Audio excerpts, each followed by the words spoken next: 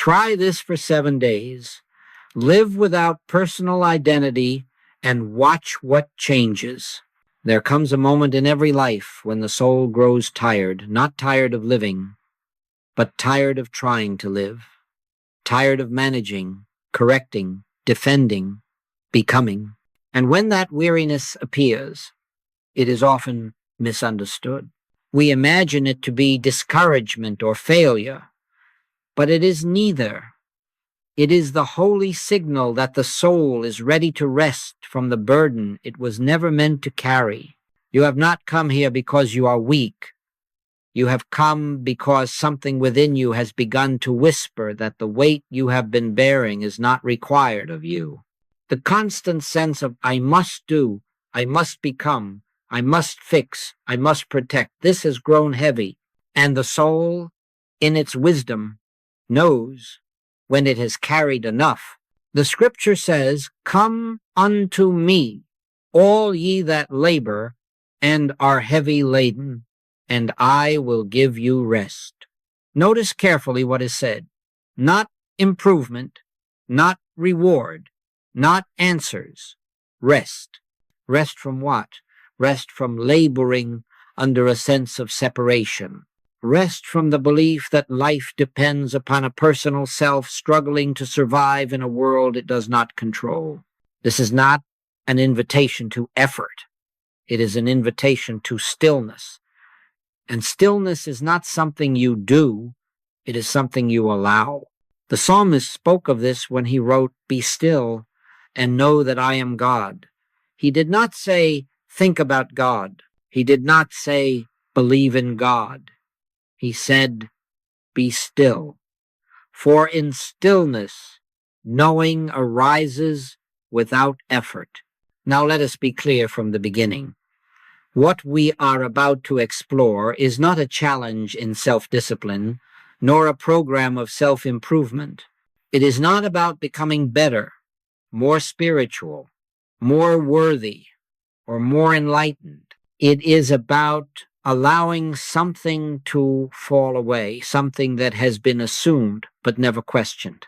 Jesus said, "Take my yoke upon you and learn of me, for my yoke is easy and my burden is light." Why is it easy? Why is it light? Because it is not carried by a personal sense of I. The Christ does not strain. The Christ does not struggle. The Christ does not wake each morning asking, how will I manage this day? The burden only appears heavy when it is carried by a false sense of identity. And so, before we speak of 7 days, before we speak of any experiment, let us pause here, because this pause is the doorway. You are not being asked to do anything. You are being invited to notice what has already been done through you without you. The world teaches you that you are a person living a life. The Christ reveals that life is living itself as you. These are not two ways of describing the same thing. They are entirely different standpoints of consciousness. From one, there is fear, effort, and exhaustion. From the other, there is peace without cause and movement without strain. Moses stood before the burning bush and asked the most human of questions, "Who shall I say sent me?" And the answer that came was not a name, not a form, not a definition. It was simply, I am that I am. Not I will be, not I was. I am eternal, present, self-existing being. That same I am is not distant. It is the very awareness reading these words. Yet, for centuries, humanity has taken that divine name and fastened it to the personal self. We say, I am afraid, I am sick, I am lacking, I am unworthy. And without knowing it, we place the infinite name upon finite conditions. This is not sin. It is misunderstanding. And misunderstanding is not corrected by effort, but by recognition. The prophet Isaiah spoke for God, saying, I am God, and there is none else. He did not say, I am God somewhere. He said, I am. There is no other I. The Christ revealed by Jesus is not a second identity added to the human one. It is the uncovering of the only identity that has ever been. So we begin here not with instruction, but with listening, not with striving, but with yielding, not with the question, what must I do for the next 7 days? But with a far gentler inquiry. What if the one who thinks he must do something is not who I truly am? If you feel a quiet easing as you hear this, do not analyze it. That easing is not emotional comfort. It is recognition beginning to dawn. It is a soul remembering something ancient, something it has always known but long forgot. You are not late. You are not behind. You have not failed. You are simply ready. And so we rest here for a moment, not as an exercise, not as a technique, but as a natural return. Let the words fall away if they wish. Let the mind relax its grip. For the Christ does not enter where it is invited loudly. It is revealed where the heart becomes still enough to notice. The Lord is in his holy temple. Let all the earth keep silence before him. That silence is not around you. It is within you. And it is from this silence that the journey we are about to explore truly begins. If we are to move gently and honestly into this exploration, we must first look not intellectually, not critically, but contemplatively at what we mean by the word personal, not to condemn it, not to analyze it, but simply to see it for what it is. For nothing can be released that has not first been recognized. The personal sense of self is not something you created. It was inherited. It arose quietly, innocently, as consciousness learned to navigate a world of form. It is the sense that says, I am the thinker of these thoughts. I am the doer of these actions. I am the carrier of these responsibilities. I am the one who must make life work. This sense is so familiar that it is rarely questioned, and yet it is this very assumption that Jesus came to dissolve. When the Master said, Why callest thou me good? There is none good but one, that is God. He was not rejecting goodness. He was pointing away from the personal sense that claims ownership of qualities that belong only to the divine. The personal self always wants to say, I am loving, I am patient, I am faithful. But the Christ reveals something far subtler. Love is expressing, patience is unfolding, faith is living itself, not owned, not managed, not possessed. The personal identity believes itself to be a center. It imagines that life flows outward from a private mind into the world. But Jesus reversed this view entirely when he said, I can of mine own self do nothing. This was not humility in the human sense. It was revelation. He was declaring that the personal self is not the source of life, intelligence, or action. He was revealing that the Father, the infinite, impersonal presence, is the only actor. Now listen carefully, because this must not be misunderstood. The personal sense is not an enemy. It is not something to fight, suppress, or destroy. The moment you try to get rid of it, you have already strengthened it, for only a person tries to eliminate a person. The Christ does not battle illusion. It sees through it. The personal self is simply a viewpoint, a lens through which life has been interpreted. And like all lenses, It can be set down when it is no longer needed. The Apostle Paul touched this truth when he wrote, "Yet not I, but Christ liveth in me." He did not say, "Christ helps me." He did not say, "Christ improves me."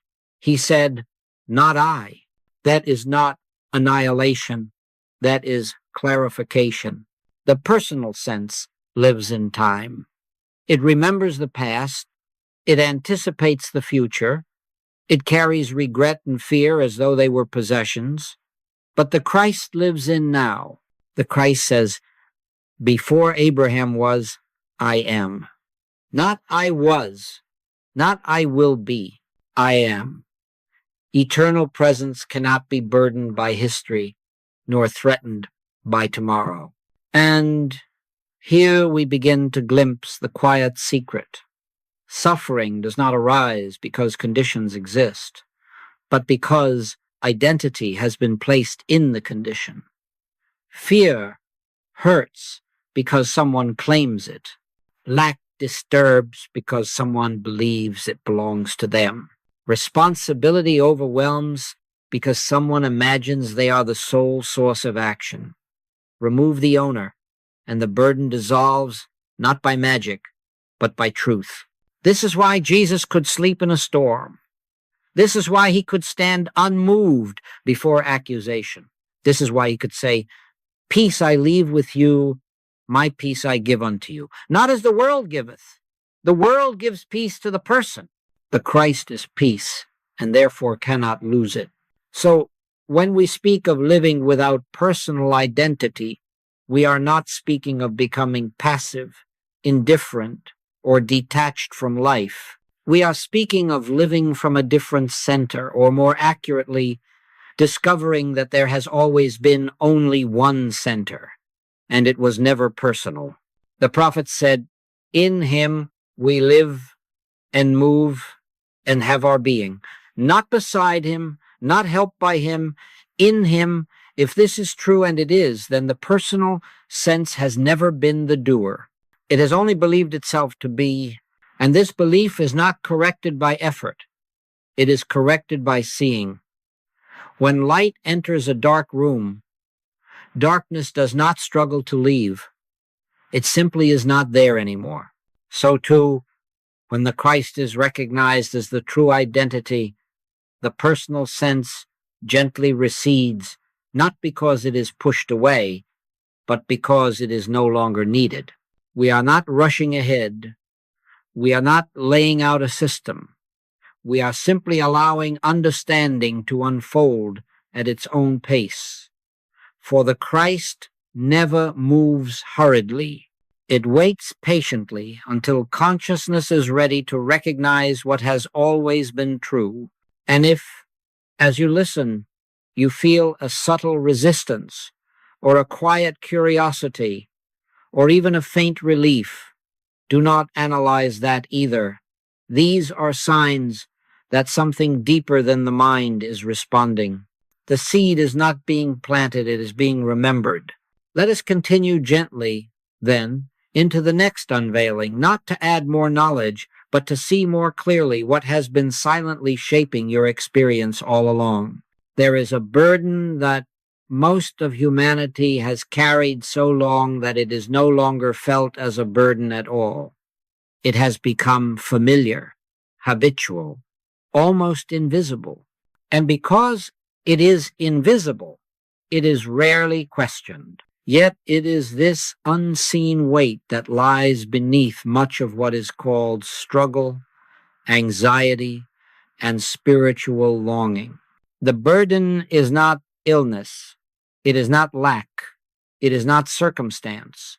The burden is the belief that there is a personal I responsible for life. From the earliest years, this sense is formed quietly. The child learns to say, "I must behave. I must succeed. I must protect myself. I must become something." And soon this must becomes the atmosphere of existence. Even our prayers reflect it. We pray, as though there were a small self here and a great God there, hoping that help will arrive in time. Yet the Christ reveals no such distance. Jesus said, "My Father worketh hitherto, and I work." Notice again the subtlety. He did not say, "I decide and the Father assists." He revealed a single action flowing from a single source. And yet the personal sense hears this and immediately translates it into self-effort. I must work harder, pray better, think more positively, live more spiritually. And the burden quietly increases. Even spiritual practices often reinforce this weight. We speak of my healing, my progress, my awakening, my path, and the personal self eagerly accepts these responsibilities, never realizing that it has taken upon itself what it was never meant to carry. The Christ does not awaken, it is awake. The Christ does not heal, it is wholeness itself. The Christ does not progress, it is complete. The scripture says, "Cast thy burden upon the Lord, and he shall sustain thee." But notice what happens. The personal sense casts a problem while retaining identity. It hands over the condition but keeps the burden of being the one who must be sustained. And so the burden remains only now spiritualized. Yet the Christ offers something far more radical. He does not offer to help the personal self carry the load. He reveals that the load was never yours. When Jesus said, "Take no thought for your life," he was not advising carelessness. He was unveiling a reality in which life is already being lived by a wisdom greater than personal thought. Look closely at your own experience. How much energy is spent managing outcomes, anticipating danger, rehearsing conversations, revisiting the past, planning for security. This is not life. This is vigilance. And vigilance is the activity of a self that believes it stands alone.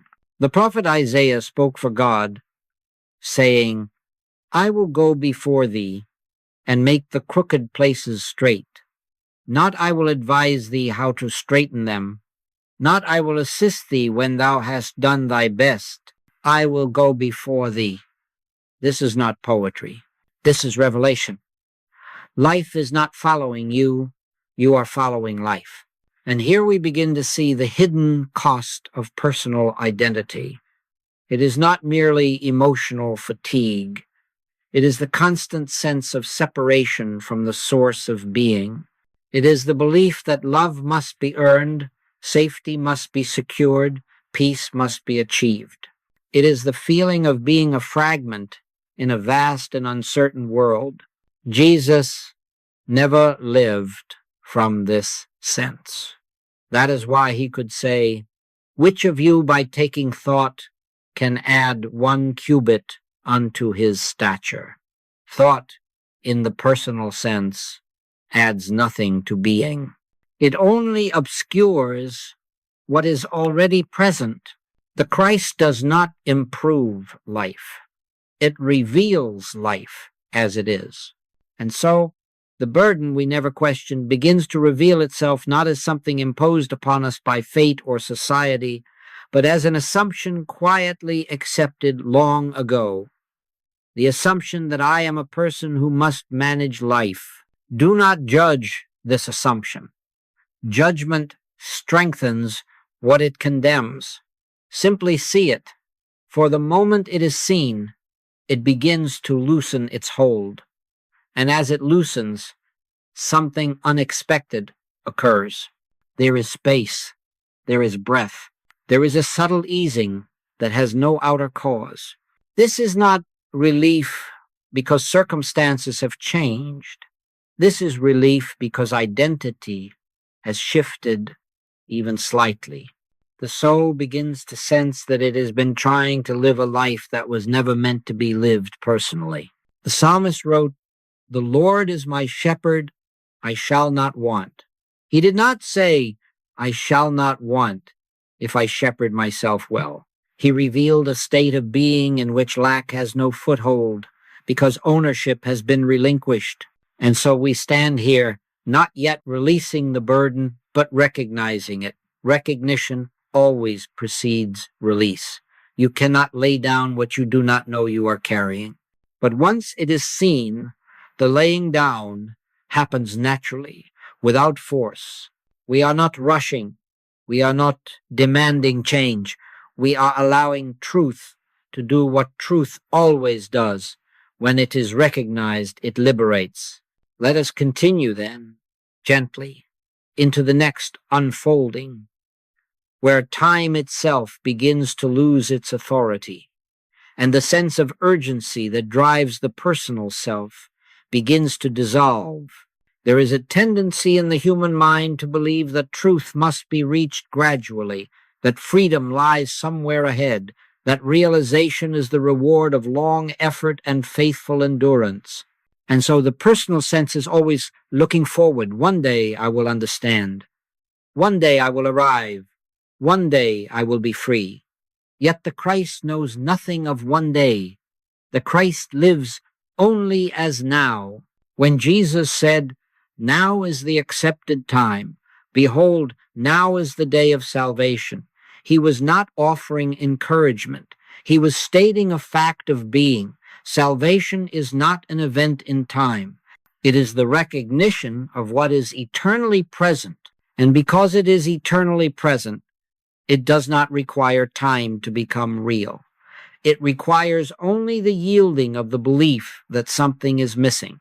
So why then do we speak of 7 days? Not because truth unfolds in a week, but because the human sense of identity loosens its grip when time is given a gentle boundary. The personal self is comfortable with endless effort. It is less comfortable with simple experiments. 7 days is not a demand. It is an invitation. The personal sense does not resist. In Scripture, 7 is never merely a number. It is a symbol of completeness, not completeness achieved, but completeness revealed. Creation, we are told, was finished in 7 days. Yet God did not become complete on the 7th day. God rested, and in that rest, creation was seen as finished. The work ceased, not because it was done by effort, but because it was recognized as already whole. This is the pattern we are touching here. Not striving toward wholeness, but resting in it long enough for the illusion of incompleteness to fade. The Christ does not evolve. The Christ does not mature. The Christ does not require development. It is the same yesterday, today, and forever. What changes is not the Christ, but our awareness of it. The human mind believes that if it does not hold tightly to time, something will be lost.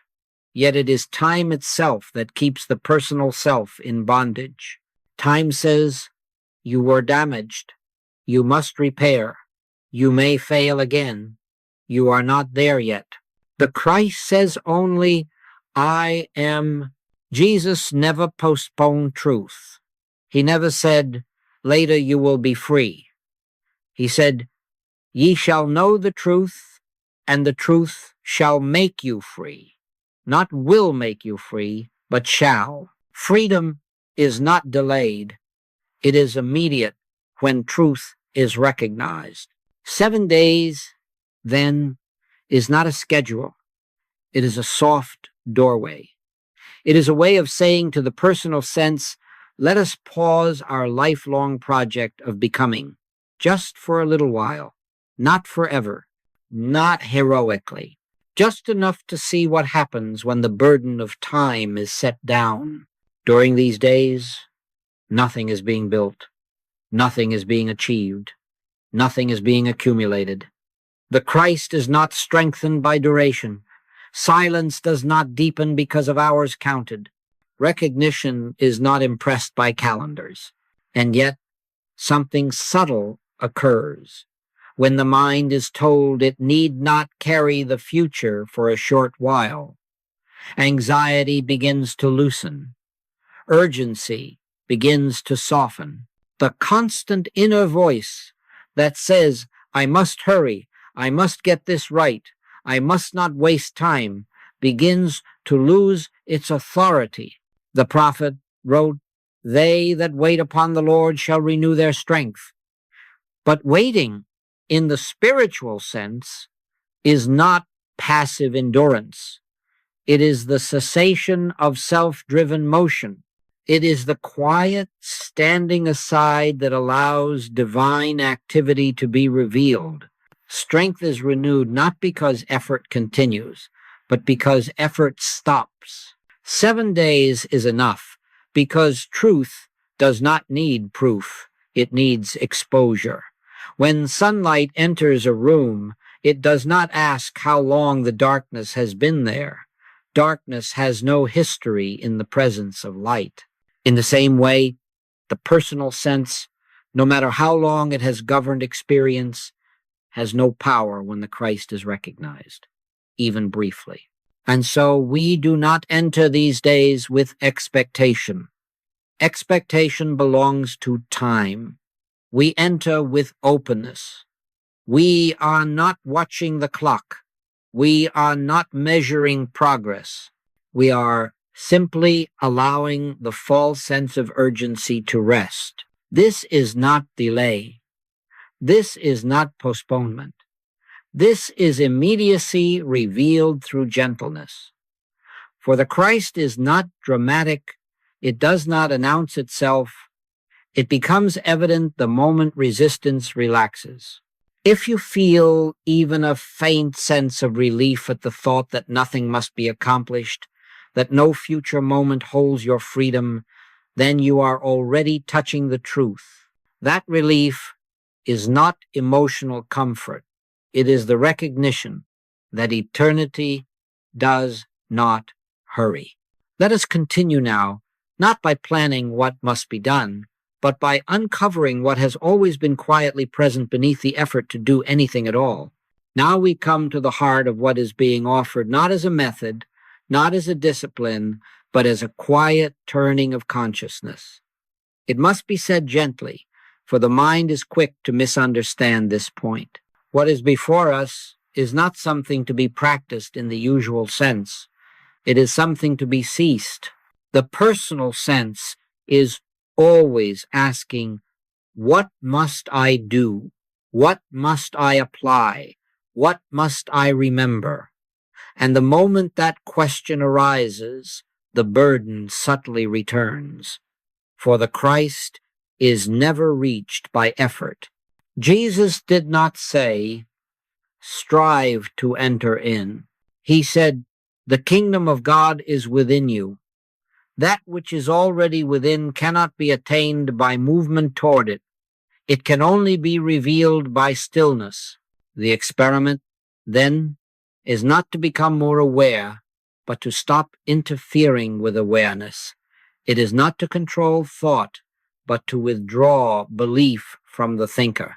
It is not to improve life, but to cease identifying with the one who believes life needs improvement. Jesus revealed this when he said, consider the lilies of the field, how they grow. They toil not, neither do they spin. He did not praise them for their discipline. He did not instruct them to trust. He revealed a state of being in which trust is not practiced. It is natural, because there is no sense of separation from the source of supply. The personal self believes it must hold life together. It believes that if vigilance relaxes, chaos will enter. Yet this belief has never been tested. It has only been assumed. And what we are touching here is the gentle testing of that assumption, not by force, but by release.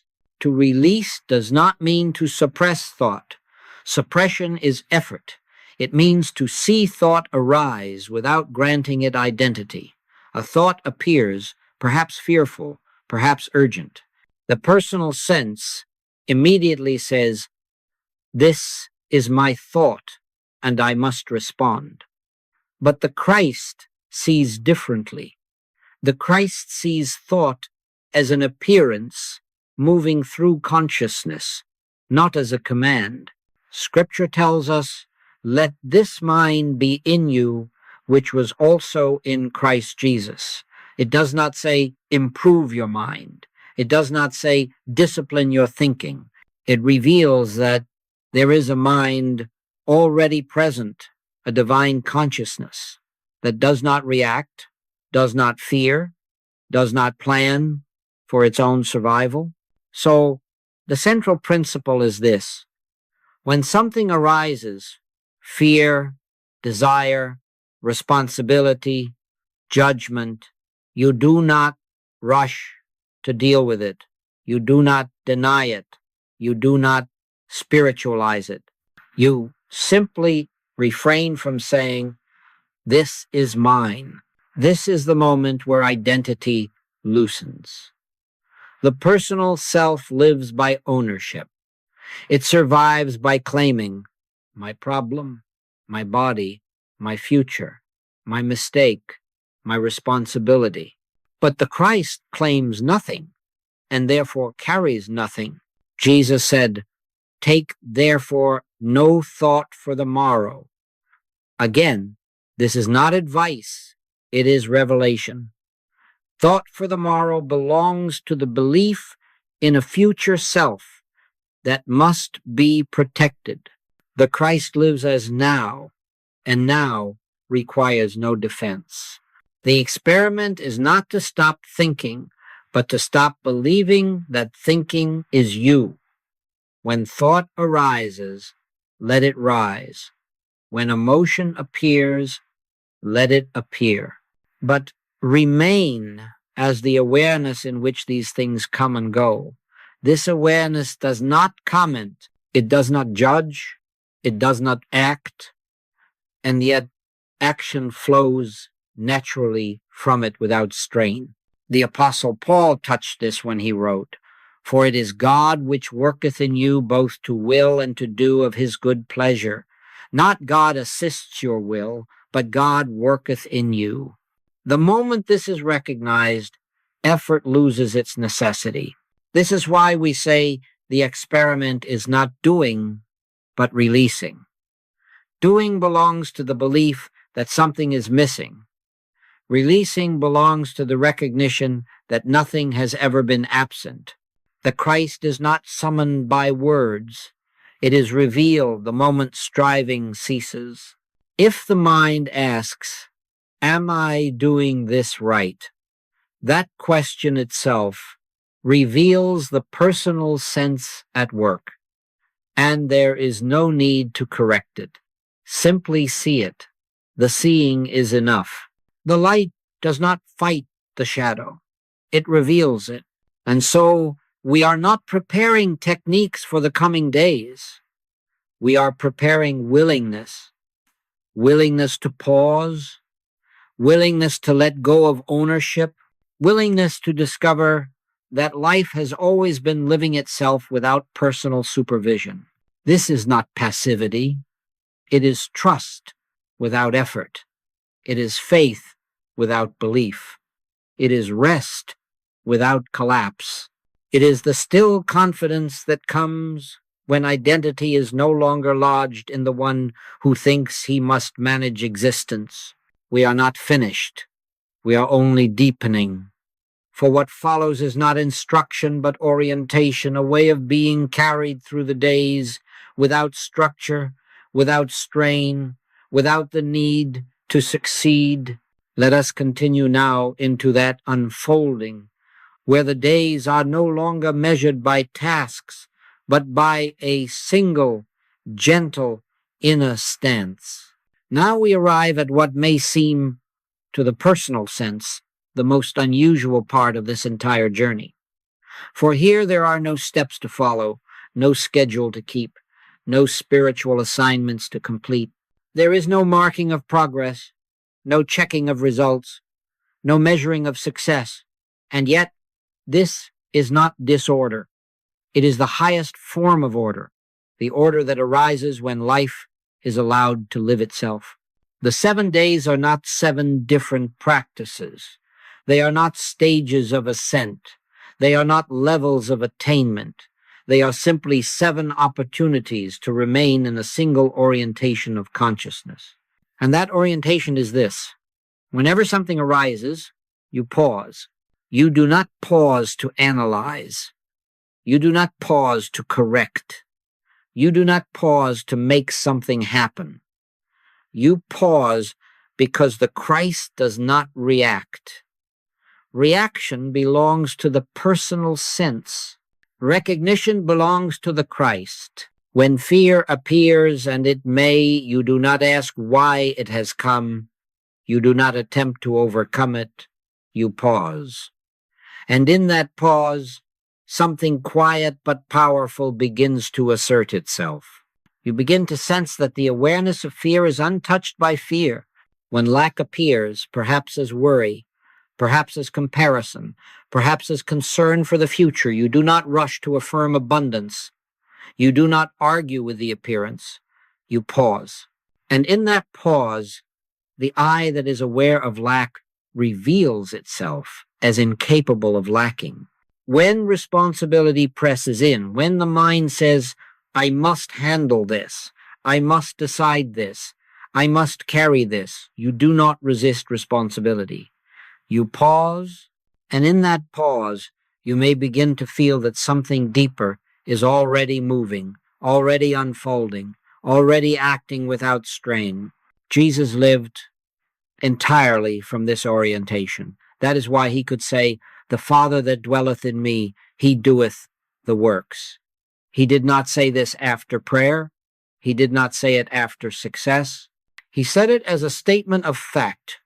It was his standpoint of being, and so during these days, you are not attempting to live differently. You are allowing yourself to notice that life has always been living you. The pause is not an interruption of activity. It is a withdrawal of false ownership. You may pause in the midst of conversation. You may pause while walking. You may pause while making decisions. The pause need not be visible. It is inward. It is the gentle refusal to immediately say, this is my problem, or this is my responsibility to solve. The prophet wrote, stand still and see the salvation of the Lord. Not do something, not figure it out, but stand still. For salvation is not achieved by motion. It is revealed when motion ceases to be driven by fear. These 7 days are not about maintaining continuous awareness. The personal sense cannot do that, and attempting it only strengthens it. Awareness is already continuous. What falls away is the belief that awareness must be maintained by effort. You may forget, you may react, you may become involved in thought and emotion. This does not undo anything. The Christ is not offended by human reactions. The moment you remember, you pause again. There is no failure here because there is no goal. Day 1 does not differ from day 7. The Christ does not gradually appear. It is either recognized or it is not. But recognition may flicker at first, brief, subtle, almost unnoticed. That is enough. A single moment of true recognition outweighs years of effort. Jesus compared the kingdom of God to leaven hidden in meal. It does not announce itself. It does not hurry. It works silently until the entire substance is changed. So too, this orientation works beneath the surface of consciousness, unnoticed by the personal sense, yet profoundly effective. And as these days pass, something curious may happen. You may begin to notice that pauses arise on their own, not because you remember to pause, but because something deeper remembers itself. This is not discipline. This is grace. You may also notice that life continues to function. Decisions are made, words are spoken, actions occur, and yet there is less strain, less urgency, less sense of personal pressure. This is the Christ revealing its nature not as withdrawal from life, but as effortless participation in it. The scripture says, "Except the Lord build the house, they labor in vain that build it." This is not condemnation. It is compassion. It is the unveiling of a simpler way of being, where life is not constructed by personal will, but revealed by divine intelligence. And so, these 7 days are not something you carry. They carry you. You are not watching yourself closely. You are not monitoring progress. You are simply allowing the habit of personal ownership to loosen its grip, one pause at a time. We will go deeper still, for as ownership loosens, language itself begins to change. The way the word I is felt begins to shift. And with that shift comes a profound unveiling of identity. Let us move now into this next recognition where the words, "This is not mine," need not even be spoken, because truth has begun to speak for itself. As the pause becomes more familiar, something subtle begins to occur. You may not notice it at first, for it does not announce itself. There is no moment when a voice declares, "Now you have released personal identity." Instead, there is a quiet lessening of ownership. Thoughts still appear. Emotions still move. Circumstances still unfold, but they no longer carry the same weight. They no longer feel so personal. This is the beginning of identity withdrawal, not withdrawal from life, but withdrawal from the belief that life belongs to a personal self. At first, the mind may try to cooperate by forming statements. "This is not mine. I give this to God. I release this." But these words, though sincere, are not yet the reality. They are attempts by the personal sense to manage its own disappearance. And the Christ does not disappear by being managed. The deeper release happens without language. It happens when awareness simply remains as awareness and ownership is not claimed. A thought arises, perhaps fearful. In the past, it would have been instantly adopted. My fear, my anxiety, my concern. Now, something different happens. The thought is seen, and because it is seen, it is not owned. Jesus revealed this distinction when he said, "Why take ye thought for raiment?" He did not deny that thought appears. He revealed that thought does not need to be taken. The taking is the act of personal identity. The not taking is the activity of the Christ. You begin to see that suffering does not come from thought or emotion themselves. It comes from the moment they are claimed as me. The Christ never says me to a condition. The Christ says only I am, and that I am remains untouched by what passes through consciousness. The psalmist wrote, "I have set the Lord always before me, because he is at my right hand, I shall not be moved." This does not mean that problems vanish.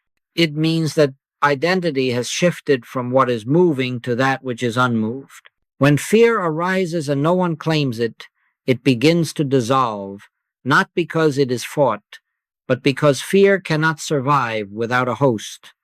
When lack appears and no one identifies with it, it loses its authority. It may still appear as a circumstance, but it no longer defines being. This is why Jesus could say, "In the world ye shall have tribulation, but be of good cheer. I have overcome the world." He did not overcome the world by changing circumstances. He overcame it by not identifying with it. The world can only trouble the one who believes he belongs to it. As this recognition deepens, language itself begins to soften. You may find that you no longer say, "I am angry," but simply notice anger passing. You may no longer say, "I am afraid," but see fear as a movement in consciousness. This is not suppression. Suppression is force. This is freedom. The Apostle Paul expressed this when he said, "I die daily." He was not speaking of physical death.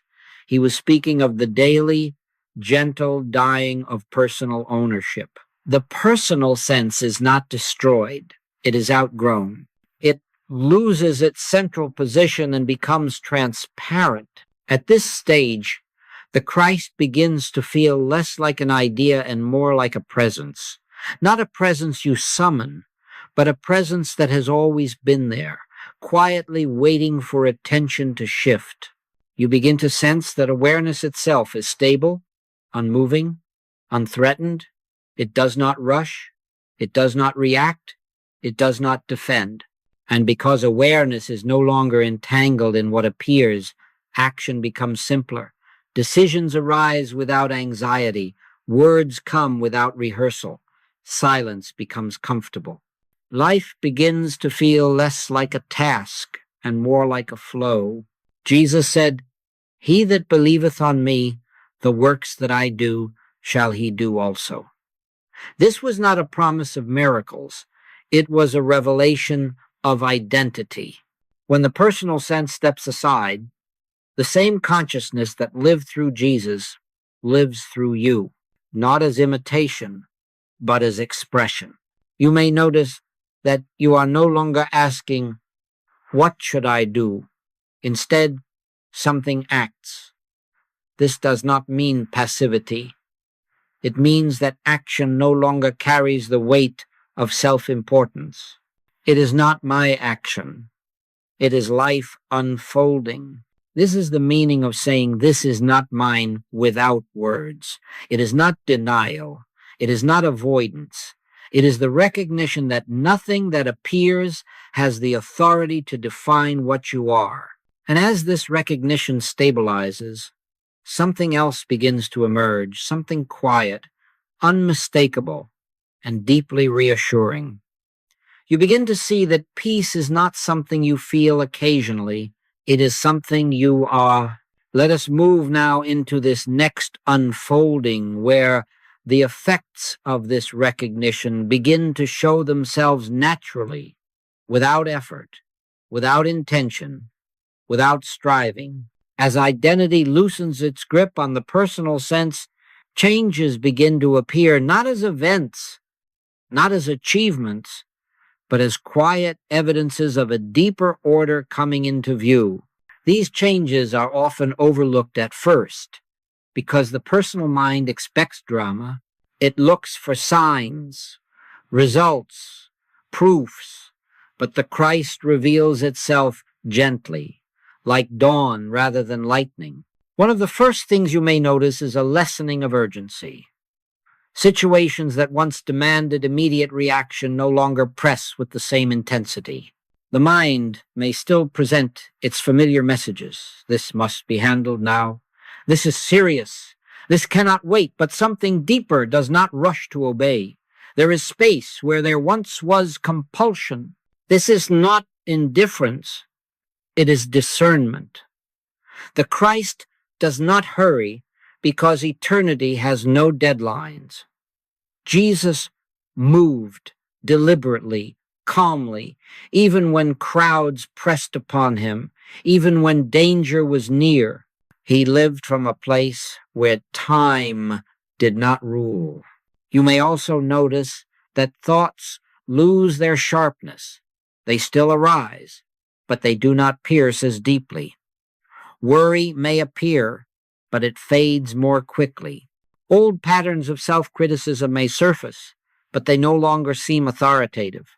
This is not because you are managing thought better, but because thought is no longer managing you. The prophet spoke of this when he said, "Thou wilt keep him in perfect peace, whose mind is stayed on thee." Peace does not come from the absence of thought, but from the mind resting in a deeper center than thought. Another sign is a subtle softening in your relationships. You may find yourself listening more and defending less.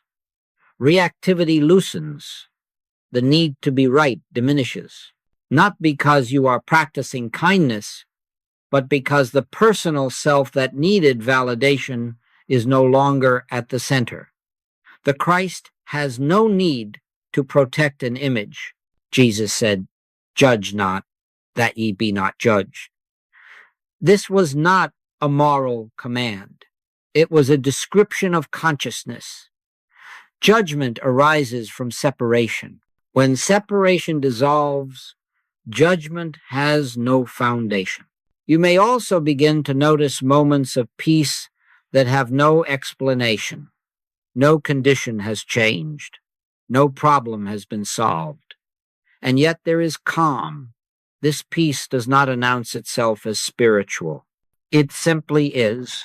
It arises because the false claimant of experience has stepped aside, and the true identity stands revealed. At times, the personal sense may become uneasy when these changes occur. It may whisper, "Something is wrong. You are not taking things seriously enough." But seriousness belongs to fear. The Christ is deeply attentive, yet utterly untroubled. The scripture says, "The peace of God, which passeth all understanding, shall keep your hearts and minds." Notice again, peace keeps you. You do not keep peace. When identity rests in the Christ, peace is not something you practice. It is something that guards consciousness naturally. You may also notice that effort begins to feel unnecessary in certain areas. Tasks are still performed, but without strain. Decisions arise without inner debate. Even challenges may appear less threatening, not because they have vanished, but because the one who once felt threatened is no longer in charge. This is not detachment from life.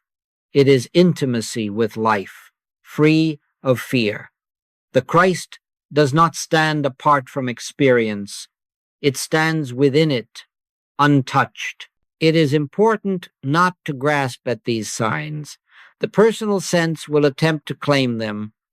I am more peaceful now. I am progressing. The moment that happens, the burden tries to return. Simply let the signs be what they are, evidences, not goals.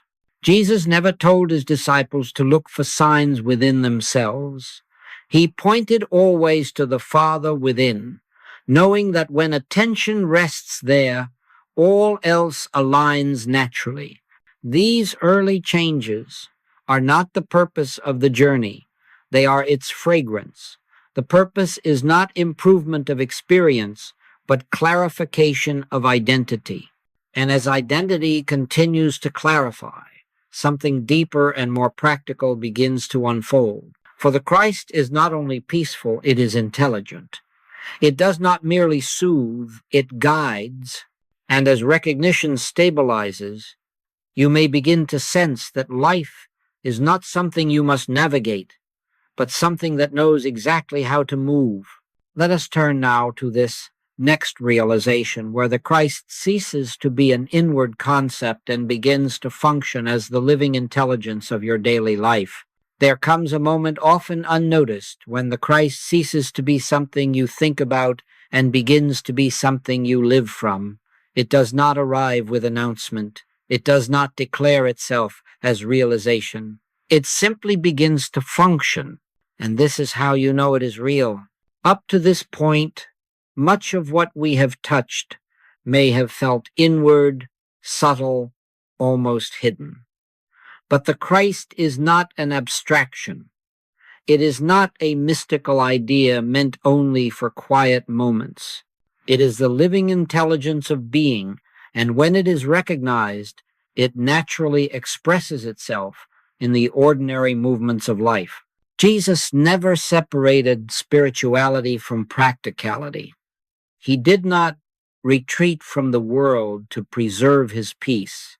He walked among crowds, answered questions, faced conflict, traveled long distances, and yet remained unmoved.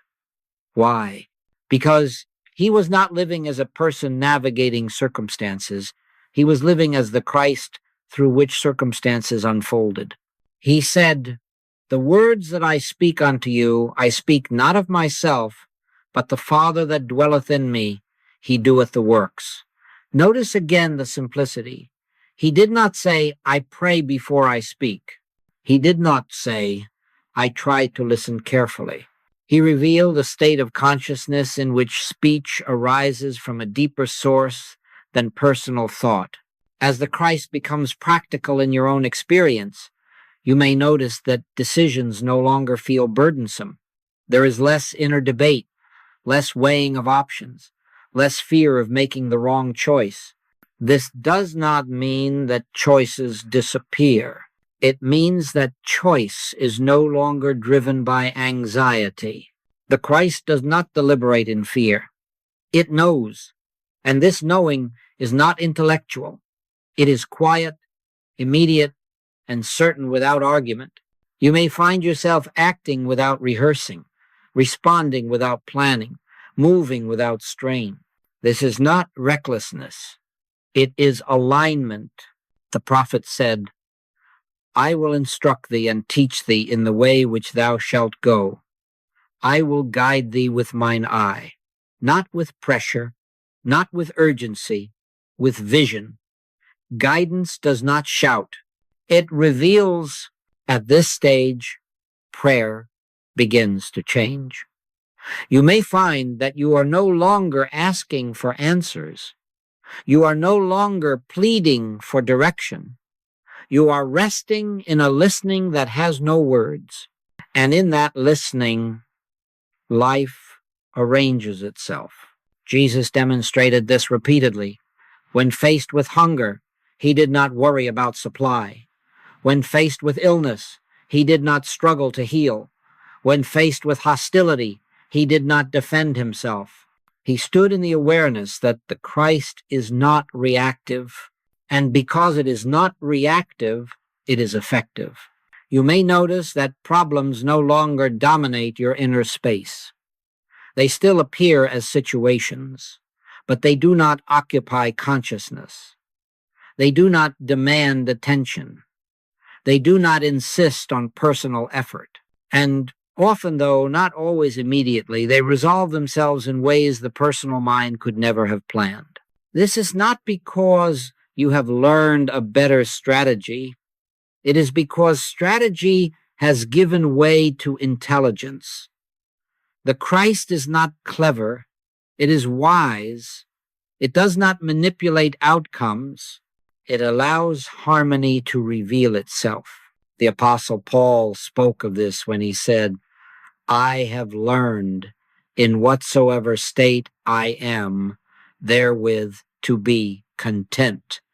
This was not resignation, it was mastery, not over circumstances, but over identity. Contentment arises when identity rests in what is unchanging. As the Christ becomes practical, you may also notice a new simplicity in your desires. You want less, yet feel more fulfilled. You chase less, yet receive more. Not because you are denying desire, but because desire has returned to its source. The Christ lacks nothing, and therefore does not seek. This is the point at which the spiritual life ceases to feel like a separate activity. There is no longer spiritual time and ordinary time. There is only life, lived from a different center. Washing dishes, speaking with a friend, facing a challenge, none of these pull you away from the Christ. They are expressions of it. Jesus said, "My meat is to do the will of him that sent me." This was not obedience to an external command. It was nourishment. When life is lived from the Christ, action itself becomes sustaining. This is not something you force. It is something you notice after it has already begun. The personal sense steps back, not because it has been disciplined, but because it has been outgrown. And in that stepping back, something infinitely capable steps forward. Yet even here, there is more to be uncovered.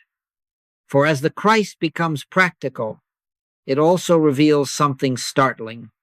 Problems themselves begin to lose their voice, not because they vanish instantly, but because they no longer speak to anyone who believes they must respond. Let us move now into this next unveiling where the authority of problems dissolves and experience is no longer ruled by what once seemed powerful. There is a discovery that comes quietly, almost unexpectedly, as identity rests more deeply in the Christ awareness. It is not announced with excitement, nor does it present itself as victory. You simply begin to notice that problems no longer speak with the authority they once held. They may still appear, but they do not command attention. They no longer dictate the state of consciousness.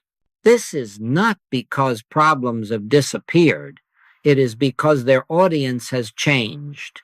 A problem has power only when it is speaking to a personal sense of self, one who believes it must respond, resolve, defend, or correct. The moment that personal sense loosens, the problem loses its voice. It may still exist as a circumstance, but it can no longer define identity. Jesus revealed this when he said, "In the world ye shall have tribulation." He did not deny the appearance of difficulty, but he continued, "Be of good cheer. I have overcome the world." Notice carefully. He did not say the world would be removed. He said it would be overcome. And the overcoming did not occur through force, but through transcendence of identification. The personal sense lives under the authority of appearance. It believes that what is seen, felt, or reported must be obeyed. The Christ lives under the authority of being. It knows that appearance has no creative power. Appearance can report, but it cannot rule. This is why fear loses its grip when identity shifts.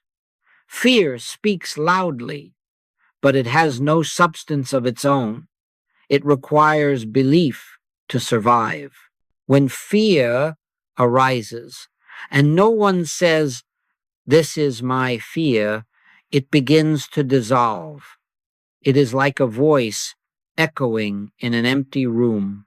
The psalmist wrote, "Though an host should encamp against me, my heart shall not fear."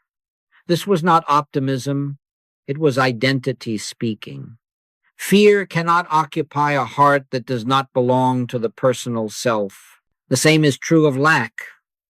Lack appears powerful only to the one who believes supply must come from outside.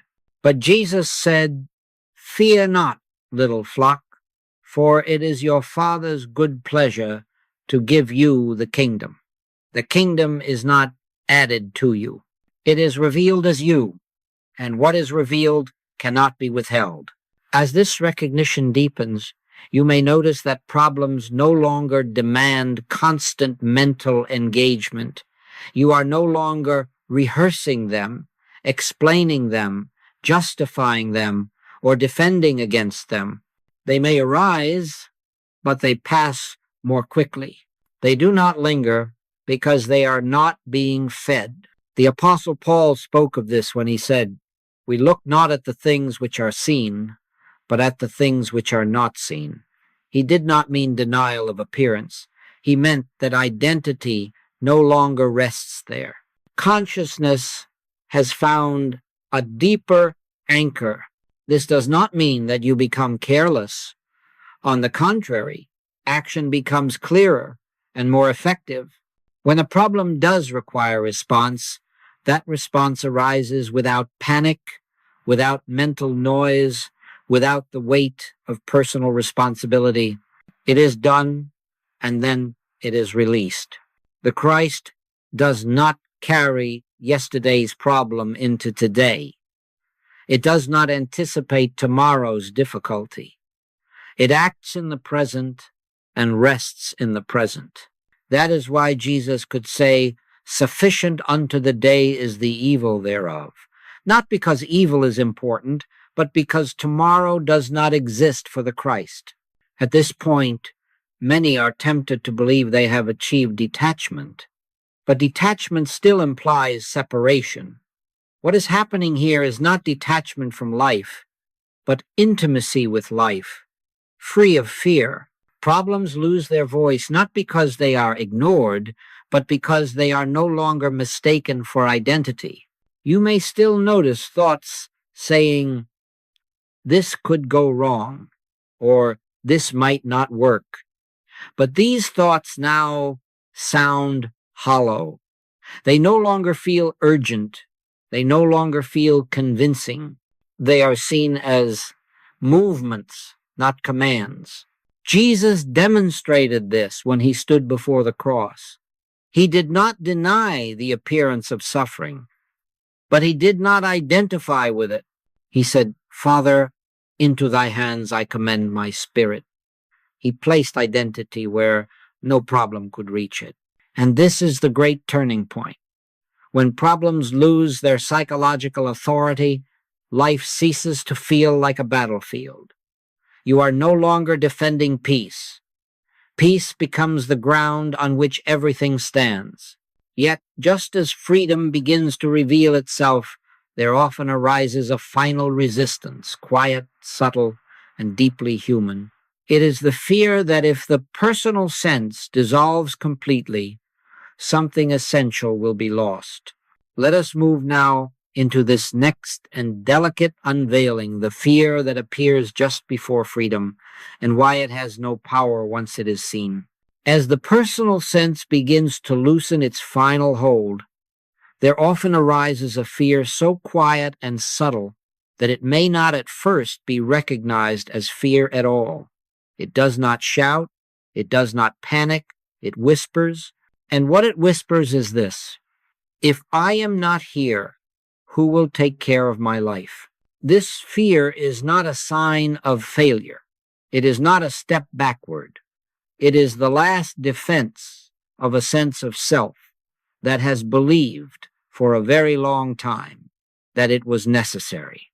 And because it has been believed necessary, it fears its own disappearance. The mind says, "If I stop managing, things will fall apart.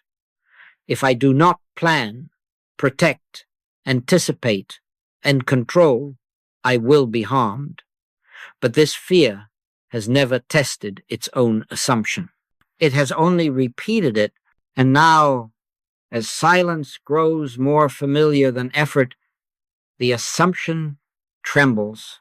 Jesus encountered this fear in the wilderness when the voice said, "If thou be the Son of God, if you truly are what you claim to be, prove it, demonstrate it, defend it, secure it."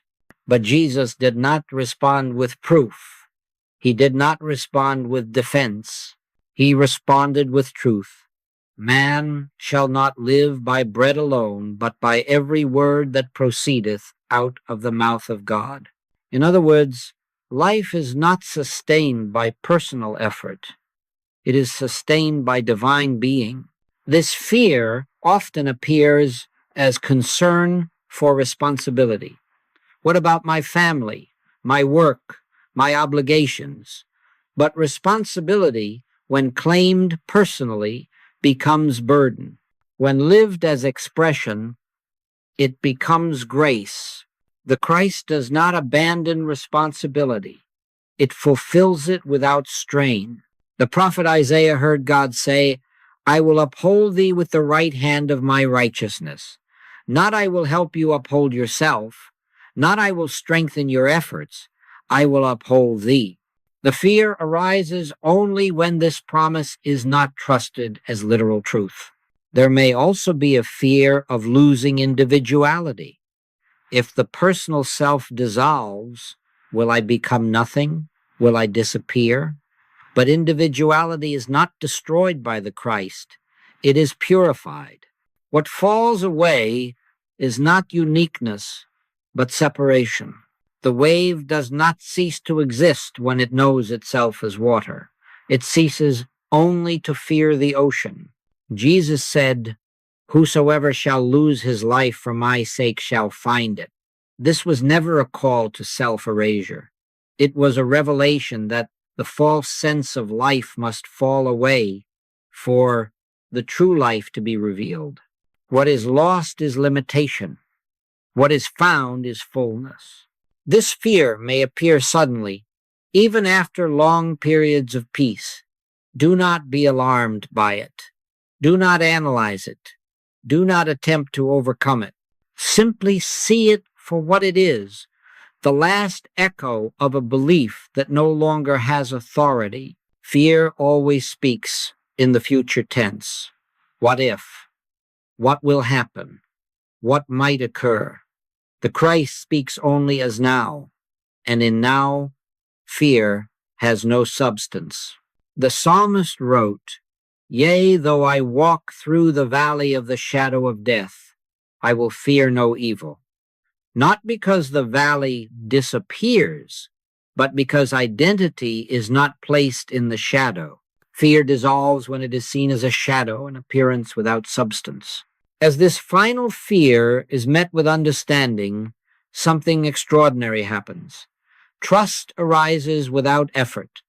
Not trust in outcomes, not trust in circumstances, but trust in being itself.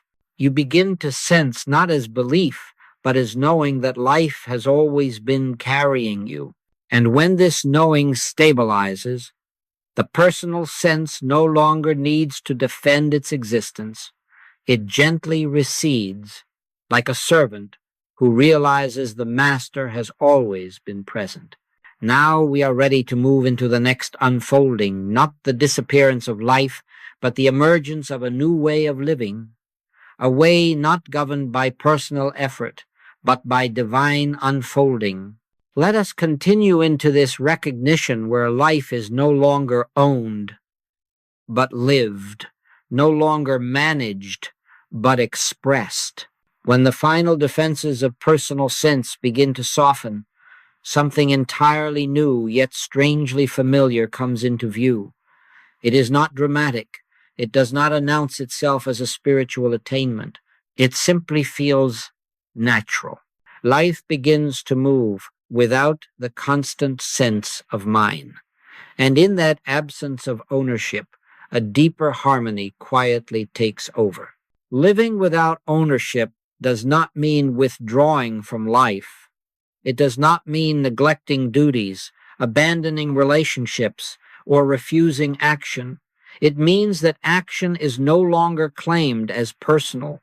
The sense that I am the one doing this gently dissolves, and in its place arises a quiet awareness that life itself is acting.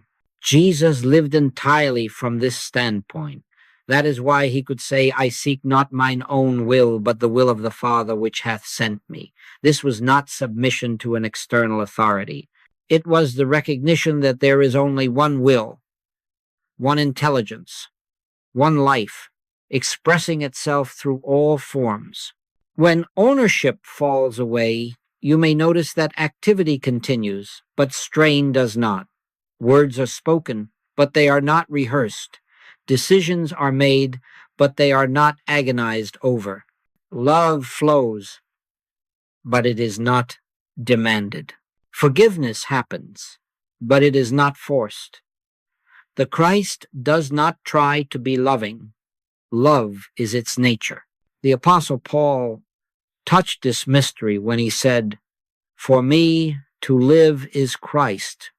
He did not say, "Christ helps me live." He did not say, "I try to live like Christ." He revealed identity. Life itself, lived through him, was Christ. At this stage, you may notice that you no longer judge experiences so quickly as good or bad. Events are allowed to unfold, without immediate interpretation. The need to label, to resist, to control begins to fade, not because you have disciplined yourself, but because the one who needed to control is no longer in command. Jesus said, "Judge not according to the appearance, but judge righteous judgment." Righteous judgment is not evaluation, it is clarity. It sees without distortion because it does not see from fear. Living without ownership also means that praise and criticism lose their sting. When praise comes, it is received lightly. When criticism comes, it passes through without lodging. The Christ does not inflate under praise, nor does it diminish under blame. It knows itself apart from both. This is why Jesus could remain silent before accusation. Silence was not strategy, it was identity. There was no personal self to defend. You may begin to notice that even prayer changes form. There is less asking, less explaining, less pleading. Prayer becomes communion rather than request. It becomes a resting in the awareness that the Father knoweth what things ye have need of before ye ask him. Needs are not met by petition, but by recognition. As ownership dissolves, trust becomes effortless. Not trust that things will turn out a certain way, but trust in the unfolding itself. You may not always know what comes next, but you no longer feel endangered by not knowing. The future loses its threat because identity is no longer projected into it. The prophet wrote, "The steps of a good man are ordered by the Lord." Ordered does not mean controlled, it means harmonized. Life begins to feel guided, not because guidance is sought, but because resistance has fallen away. This is the beginning of Christed living, not perfection of behavior, but transparency of identity. You still experience human feelings, but they do not define you. You still move through the world, but you are not bound by it. You still act, but action no longer carries the weight of self-concern. And perhaps most quietly of all, you begin to sense joy without reason, peace without cause, love without object. These are not emotions generated by circumstance. They are qualities of being revealed when the false claimant of life steps aside. Jesus said, "My joy I give unto you," not joy caused by success, not joy dependent on conditions. My joy, the joy of being itself. Yet even here, the journey does not end. For as Christed living stabilizes, something further unfolds, a deeper understanding of why this truth was not always spoken openly, and why it emerges only when consciousness is ready. Let us move now into this final unveiling where we see why this teaching waited and why it comes now quietly, without demand, to those who are prepared to hear it. There is often a question that arises quietly in the heart of the sincere seeker, though it is not always spoken aloud. If this truth is so simple, so liberating, so natural, why was it not taught openly? Why was it hidden beneath parables, symbols, doctrines, and centuries of misunderstanding? The answer is not found in history, nor in institutions, nor in deliberate concealment. It is found in consciousness itself. Truth has never been withheld. It has only waited. Jesus spoke plainly when he said, "I have many things to say unto you, but ye cannot bear them now." He did not say this in judgment. He said it in compassion. Revelation is not limited by the one who speaks it. It is limited by the one who hears it. You cannot pour the infinite into a vessel that still believes itself to be small. For most of human history, consciousness lived almost entirely from the personal sense. Identity was bound to tribe, body, survival, authority, and fear. A world that believes itself separate cannot receive the revelation that separation has never existed. A mind that clings to personal power cannot hear that power has never belonged to a person. This is why Jesus spoke in parables, not to confuse, but to protect. Unto you it is given to know the mysteries of the kingdom of God, he said, but to others in parables. Parables bypass the intellect. They wait patiently in consciousness until understanding ripens. The Christ teaching, the end of personal sense, the revelation of the I am as the only identity appears dangerous to the personal mind, not because it harms, but because it dissolves illusion. The personal self fears nothing more than its own irrelevance. And so, throughout history, this truth was misunderstood, resisted, softened, or transformed into doctrine. Religion, in its sincerity, did the best it could with the consciousness available.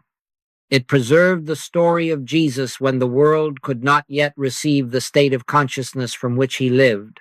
It gave form when essence was too vast to grasp. It gave belief where realization was not yet possible. This was not error. It was necessity. The Apostle Paul wrote, "When I was a child, I spake as a child, I understood as a child. But when I became a man, I put away childish things." Humanity has been maturing. Consciousness has been ripening. And what could not be born before begins to reveal itself naturally when fear loosens its grip. For centuries, the personal sense needed a personal God, someone to reward, punish, protect, and judge. An impersonal presence could not be trusted. It could not be bargained with. It could not be controlled. And so the Christ was turned into a person, safely placed in history, safely removed from immediate experience. But something has changed. The world has grown weary of fear-based living, weary of external authority, weary of endless striving and self-improvement, weary of seeking God outwardly while suffering inwardly. And in this weariness, readiness is born. Joel Goldsmith recognized this shift. He saw that many were no longer satisfied with belief. They wanted experience. They wanted reality. They wanted to know not about God, but as God, in the sense that Jesus revealed when he said, "I and the Father are one." This teaching does not appear to the masses all at once. It appears quietly, individually, when the soul is prepared. It is never forced. It is never advertised. It is recognized. You did not find this because you searched correctly. You found it because something in you was ready to remember. Jesus said, "No man can come to me except the Father which hath sent me draw him." This drawing is not physical. It is consciousness calling itself home. And so, if these words resonate, if they feel familiar rather than new, it is because they are not entering you from the outside. They are being recognized from within. The Christ has always been present. Only the readiness to see it has been unfolding. This is why the teaching is simple, yet not easily grasped. It asks nothing of the personal self, and the personal self resists irrelevance. It promises no reward, and the personal self seeks gain. It offers no identity to adopt, and the personal self wants to become something. But to the one who is ready, this teaching is not threatening, it is relief. And now, having seen why this truth waited, we come naturally to the final movement, not a conclusion, not a summary, but a return to the silence from which all truth arises. Let us move gently now into this resting place where words fall away and only being remains. And now we come not to an ending, but to a resting place, not a conclusion of thought, but a return to that which was present before any thought arose. For the purpose of every word spoken has never been to give you something new, but to lead you back to what has always been quietly aware. If you have listened only with the mind, then you have heard ideas. But if you have listened with the heart, with the inner ear, then something deeper has been touched, something that does not argue, does not analyze, does not ask for proof. That something is the Christ, not as a belief, not as a concept, but as the living awareness that is hearing these words now. Jesus never ended his teaching with explanation. He ended it with invitation. Abide in me. He did not say, understand me. He did not say, remember my words. He said, abide. Abiding is not effort. It is remaining where you already are. And so we are not carrying anything forward from this moment. We are not taking a teaching into the future. We are simply noticing what is present now when the need to become, to fix, to understand has gently fallen away. The personal sense may ask, what should I do with this? But the Christ does not ask that question. The Christ rests, and in resting, it lives. The prophet Elijah did not find God in the wind, nor in the earthquake, nor in the fire, but in the still, small voice. That voice is not sound, it is presence. It is the quiet certainty of being that requires no words to affirm it. Let the words now recede. Let them dissolve into the silence from which they came. Nothing has been added to you. Nothing has been taken away. Only a false weight has been loosened, perhaps only slightly, perhaps just enough to breathe more freely. You are not a seeker of God. You never were. You are an expression of God, appearing as form, moving as life, aware as consciousness. The I that says I am is not personal. It is the same I that spoke from the burning bush, the same I that spoke through Jesus, the same I that has always lived as you. There is nothing you must remember from this moment. There is nothing you must practice. The Christ does not require maintenance. It reveals itself whenever attention rests rather than strives. And if tomorrow you forget, nothing is lost. If you struggle again, nothing is undone. Truth is not fragile. It does not come and go. It waits patiently, eternally present, ready to be recognized the moment effort gives way to stillness. The psalmist said, in quietness and in confidence shall be your strength. Not in effort, not in understanding, in quietness. So let us rest here, not trying to hold this state, not trying to preserve this peace, but simply allowing life to be what it already is. The Christ lives you. It always has. And when you rise from this moment, you do not leave this awareness behind. You carry nothing with you because nothing was given. You simply move as life moving, speak as life speaking, act as life acting. This is not the end of a journey. It is the end of unnecessary striving. And from here, life unfolds not from effort, but from grace.